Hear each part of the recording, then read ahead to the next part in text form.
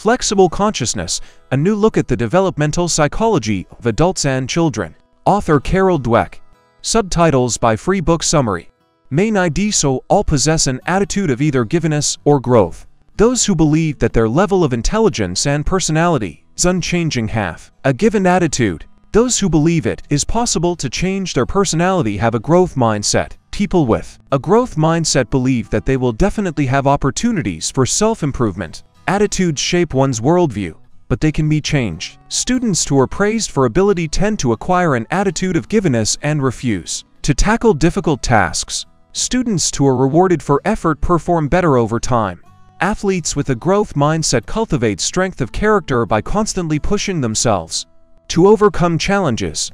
Tribute-minded executives who think they are geniuses can quickly bring a company down. Companies need to evaluate candidates for management positions based not on their natural talents, but on their ability for personal growth, and be sure to give them tasks that allow them to learn something new. The mentor should show that he or she is interested in seeing the apprentice develop and move on. Summary of content growth mindset. Some people are smarter, more attentive, or braver than others. For many years, experts have attributed these differences to an individual combination of living conditions, psychological traits, and genetic predisposition. But there are other factors that determine individual personality characteristics, including those that depend on a person's psychological attitude, a given or growth mindset. Those who considered their level of intelligence and personality as a whole to be unchangeable have a givenness attitude. Such people feel the need for self-assertion in any situation. This attitude is often instilled in childhood under the influence of teachers or parents. In turn, people with a growth mindset believe that they can develop certain qualities or change them over time. They believe that the future offers them opportunities for development, even in the most difficult times. To demonstrate the difference between a growth mindset and a given mindset, an experiment was conducted in which participants were asked what they would do if they got a C on an exam and then found a parking ticket on their car windshield. Respondents with a given attitude would feel that the whole world had turned against them in the event of such an escalation of unfavorable events, while respondents with a growth attitude said they would pay more attention to their studies and choose their parking spot more carefully. The influence of attitudes. Attitudes influence our lives. Those with an attitude of givenness tend to take their every misstep to heart. From getting fired from a job to the departure of a loved one, they see every misfortune as a sign that the world is rejecting them, trying hard to hide their weaknesses from others. They unwaveringly believe that their relationships with others and character traits, both their own and their partners, always remain unchanged. People with a growth mindset, on the other hand, believe they can change their personality and develop abilities. They love to learn and feel frustrated if they fail to realize their potential. Growth mindset helps to overcome stress. Among other things, attitudes determine leadership skills as well as academic success. For example, medical students with an attitude of givenness lost interest in a subject that was important to their specialty as soon as they received a C. Accustomed to achieving results quickly, they stopped being interested in things for which they were not immediately rewarded. At the same time, students with a growth mindset became increasingly successful as the course material became more difficult. Attitudes are important in the development of natural giftedness. One expert who researched learning found that many recognized talents, from swimmers to musicians, showed ability only after persistent study and experimentation. For example, it took Mozart 10 years to compose something truly noteworthy. Inventors and artists retain the ability to learn throughout their lives, even as mature people. They do not rely solely on their natural abilities. Attitudes also affect how people behave during depression. Students with a growth mindset try to overcome depression and do not give up on their studies or their hobbies. But students with a given attitude, when depressed, become less active and take little interest in what is going on around them. Those with a given attitude react differently to praise than those with a growth attitude. Children who are constantly praised for being smart often end up with a given attitude and avoid new, challenging tasks. Tests have shown that they seek only the pleasure of success and are unwilling to take risks and discover their weaknesses. Students who were told that they had a clear ability did not express a desire for more challenging tasks. They complained that the extra workload interfered with their enjoyment of learning. At the same time, Students who were praised for their efforts said that they liked difficult tasks. The experiments reveal that praising a child for his or her abilities decreases his or her intelligence quotient IQ, while praising him or her for trying and working hard increases his or her IQ. Labeling.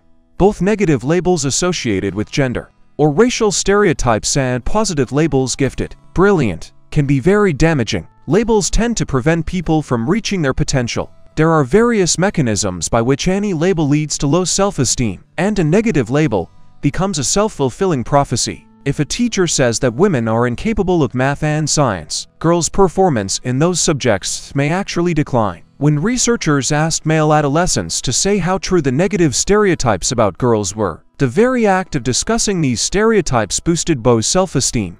How do you change attitudes? Attitudes result in the formation of a certain worldview. However, attitudes can be changed by learning new skills. A person can learn to think differently and respond to external events and challenges in a different way. For example, when athletes with a growth mindset overcome themselves time after time, they cultivate positive character traits. According to psychologists, such athletes do not focus their thoughts solely on winning.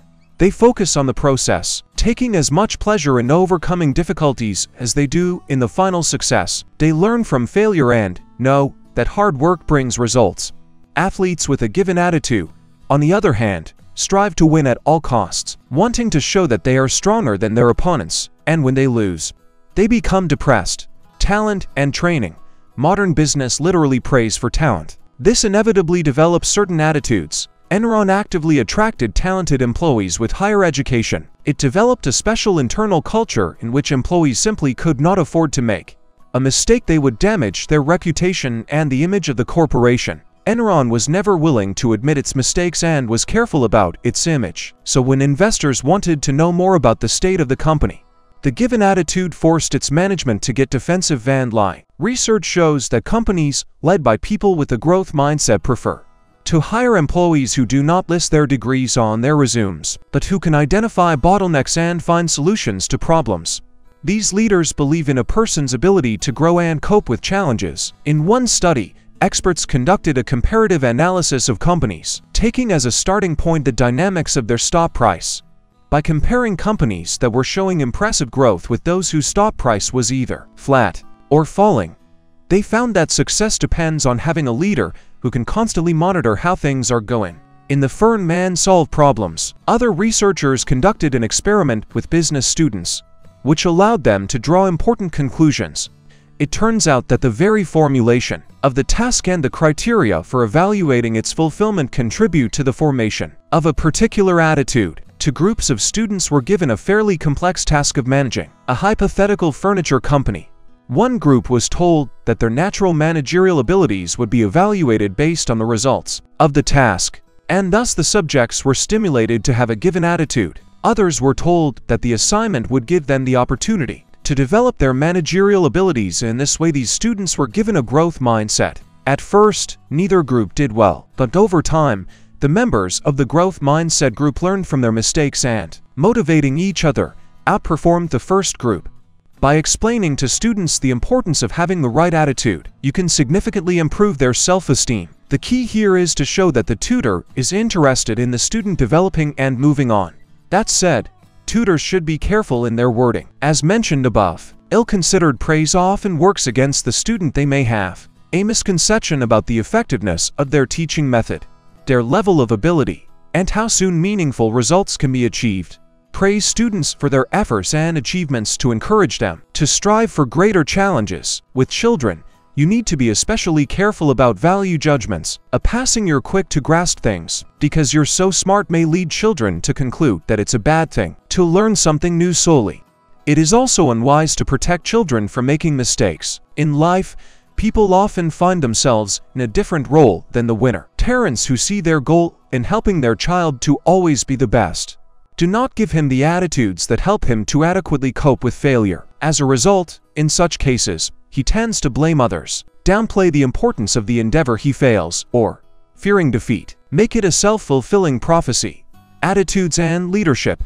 A leader with an attitude of giveness can lead a company to failure. One researcher found that leaders focus solely on their reputation can cost their companies their lives. For example, Lee Iacocca, who was able to revitalize Chrysler Corporation, eventually began to think only about his own image. And while he was engrossed in self-glorification, the company fell back into decline. The same researcher found that leaders who believe themselves to be geniuses or prophets are unable to create a great team. Albert Dunlap, who considered himself an outstanding crisis manager, was invited to join Sunbeam Company, eager to become a hero in the eyes of shareholders.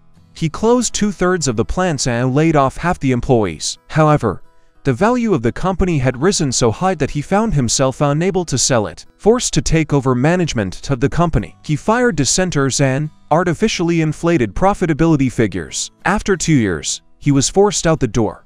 Growth-oriented executives provide the opposite example. Upon taking over General Electric, Jack Welch immediately recognized that he was no genius and expressed a willingness to learn. He began to encourage employees to contribute to the development of the company and to break down internal bureaucratic barriers, often meeting with workers to get their opinions. And one day he went to an elite club of the company's top managers and raised questions about its activities and plans. Soon the club's president announced that the club was turning into a volunteer squad and opening membership to anyone who wanted to join. 20 years later, it already had 42,000 employees patronizing schools, libraries, and playgrounds. Welch fired for executives who met financial targets but did not follow the company's corporate values. But he wasn't immune to failure either. By acquiring the investment bank Kidder, Peabody & Co., which employed rogue traders, Welch made a mistake that cost General Electric hundreds of millions of dollars. But this story helped him realize how thin the line separates overconfidence from failure. Overall, during Welch's 20-year tenure, G's value rose from $14 billion to $490 billion. Good CEOs are eager to learn. Numerous studies prove that born leaders do not exist. Leaders become leaders by changing themselves, rather than trying to find future leaders based on natural talent. Companies should evaluate leadership candidates based on their ability to grow personally and be sure to give them challenges that allow them to learn something new. By providing employees with learning opportunities, a firm not only promotes growth and revenue, but also helps them learn to cope with challenges in love and in war. And in personal relationships, people with different attitudes behave differently. Those with a given attitude prefer spontaneous beginnings and dramatic breakups. They have a hard time forgiving because their partner may see it as a weakness. When things go wrong in a relationship, they tend to blame their favorites for it, denying their own fault. Some can get so caught up in competing with their partner that they belittle both their accomplishments and their personal virtues. Depending on how you perceive external events and how you react to them, your worldview can be a source of joy or constant worry. People with a given attitude are usually prone to criticism. Using cognitive therapy, psychologists encourage such people to ask themselves why they judge others harshly and whether such judgments are justified. This is one way to break down a given attitude and open up an opportunity for growth. Thank you all for listening to the end. If you liked it, don't forget to rate and subscribe to the channel. You can buy the full version of the book at the link in the description.